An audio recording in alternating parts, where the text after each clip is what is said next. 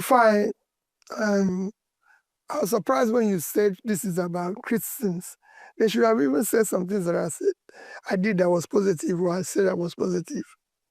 But let me tell you, I've consistently maintained that I would have removed the fuel subsidy. If you go to my manifesto, it's there. Steps I would have taken to do it in an organized manner. There was no. You see this man called Peter Obi.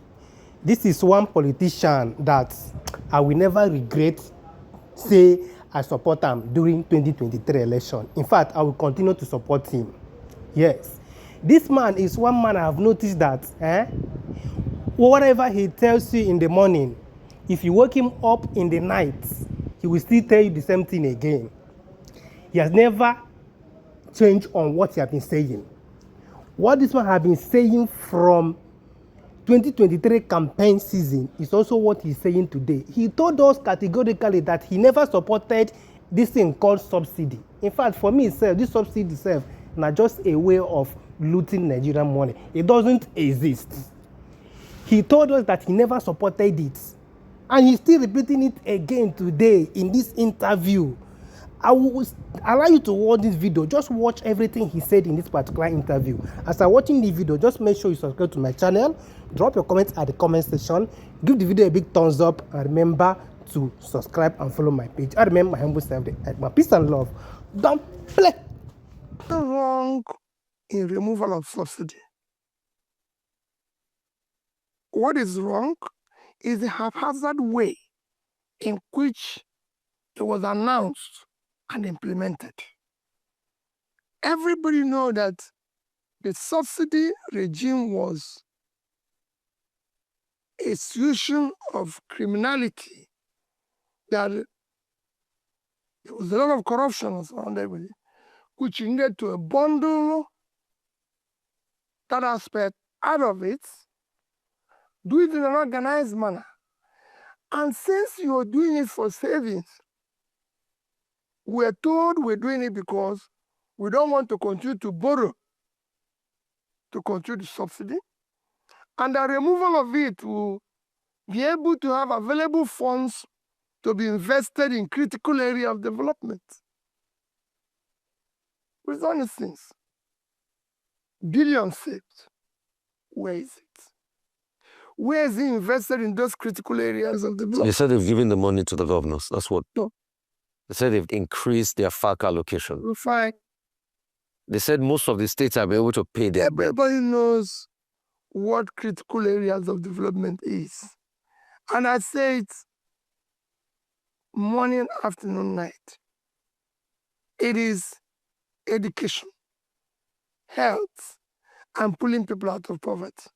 Rufai, is any of these three, has it improved? No. The Minister of Health said they're getting new primary health care centers. As regards education, they said they have done NEL Fund, where they give student loan to people. As regards infrastructure, they talk about Postal Road and all that. Let me just finish, Rufai. What I'm saying is, if you look at this, so you have removed this. People are paying more for fuel. It has escalated cost of everything, and we are not seeing where. The same thing with what you're talking about, issue of Naira. There's nothing wrong with floating your currency. There's nothing wrong in even devaluing your currency. But you do this when you have productivity. What devaluation of floating does is that your currency becomes, in terms of value, low. You attract investment. Your products becomes unmarketable. But where we are unproductive, you have nothing to sell. So it's a double whammy. So in all this, I would have done the same thing in an organized manner. And when people say, alternative economic policies. They're there. So what is this organized manner? That's what I was saying to you. So can you give us precept by precept of this organized manner in which we have pulled out subsidy? Subsidy removes the criminality that's associated with it, which is over 50% of it. Be able to sit down with the operators there and come up with a pricing that will all be agreed. And then, whatever we're able to save from it, have a specific place where investment. So we say, whatever is saved from here, whatever we are giving it to the states, anything, it is specific for this. We have to have a national planning where all the resources will be put in. It is not just something you say, oh, we are sharing it the way we used to share every other morning. No, because that's not what you said. You said we will be able to put it in critical areas of development. That was your promise. So we've removed it. People want to see where these funds are invested. It's a very clear thing. We're not the only country who've done that before. Countries after countries go with national flags. So would you have floated the naira if you got in? And how? You said there's nothing wrong with it. Would you have floated the naira?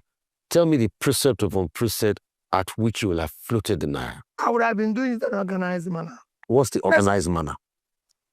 I would have focused on making sure that we ramp up production in agriculture, in manufacturing, and everything, and do it gradually. So, but you will have kept on defending it until we wrap up production. No, it's not. You're not defending it. Yeah. Because even in the so-called currency, there were criminality as well. I came from a background of business, banking, everything.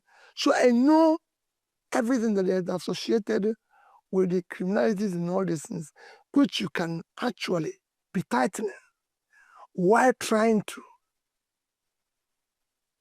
do a gradual evaluation. How would you have